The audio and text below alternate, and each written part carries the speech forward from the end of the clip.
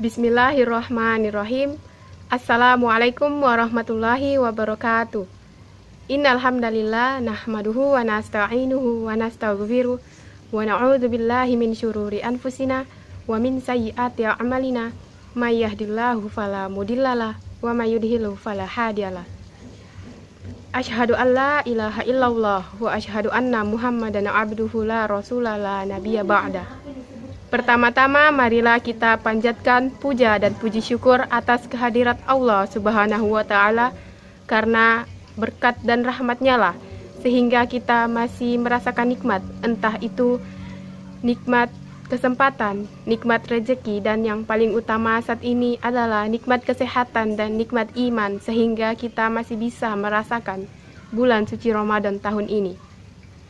Tak lupa juga kita curahkan sholawat serta salam kepada junjungan kita Nabiullah Muhammad SAW, Nabi yang membawa Islam pada zaman kegelapan menuju zaman terang benderang seperti yang kita rasakan saat ini.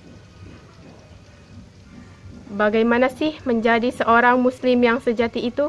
Kita tentunya bertanya-tanya bagaimana menjadi seorang muslim yang sejati. Seorang muslim yang sejati itu adalah seorang muslim yang senantiasa memenuhi hak-hak Allah Subhanahu wa taala dan hak hambanya atau hak sesama manusia. Bukanlah seorang muslim yang sejati jika dia ditimpang sebagian dari dua bagian ini. Maka yang namanya hablum minallah, hak seorang muslim kepada Allah, sudah baik, apakah cukup sampai di situ? Tidak. Hablum minan nas, hubungan sesama manusia juga harus baik. Bukanlah seorang muslim yang sejati atau seorang muslim yang baik ketika baik hubungannya kepada Allah Subhanahu wa taala, tapi buruk hubungannya kepada sesama manusia, dianggap sebagai seorang muslim yang sejati. Tidak. Bahkan pernah Rasulullah SAW ditanyakan oleh para sahabat-sahabatnya. Mereka menyebutkan tentang seorang perempuan yang baik sholatnya atau banyak sholatnya, banyak puasanya.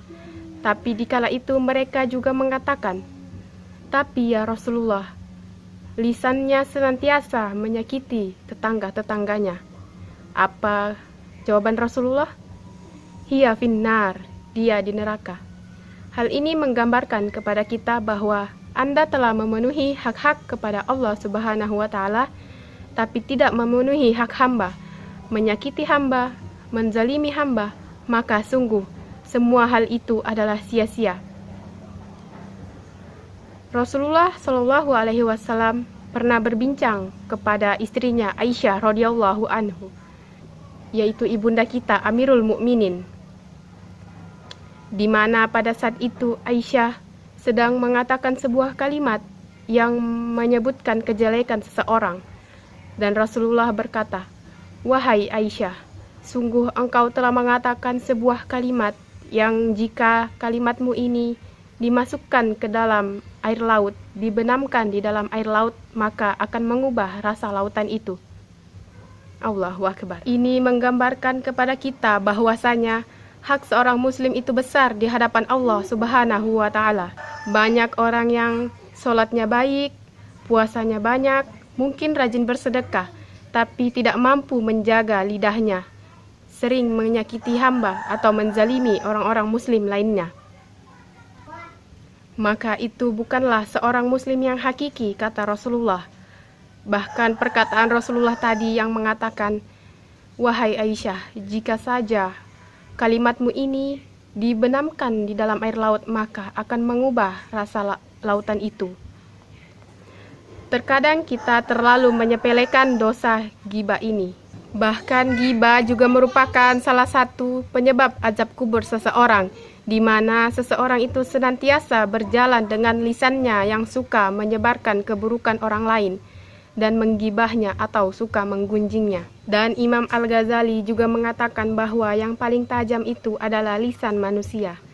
Dari Anas bin Malik, dia berkata, Rasulullah SAW pernah bersabda, tatkala Robku memi'rajkanku menaikkan ke langit, aku melewati beberapa kaum di mana kaum itu memiliki kuku yang terbuat dari tembaga. Dalam keadaan mereka mencabik-cabik wajah dan dada mereka dengan kukunya. Maka aku bertanya, siapakah mereka, wahai Jibril? Dia menjawab, mereka adalah orang-orang yang suka menceritakan keburukan orang lain atau suka menggibahnya, dan juga yang suka menjatuhkan kehormatan manusia. Bahkan Rasulullah Shallallahu Alaihi Wasallam juga pernah mengatakan bahwa orang yang menggibah itu seperti berenang pada suatu kolam yang dipenuhi dengan darah.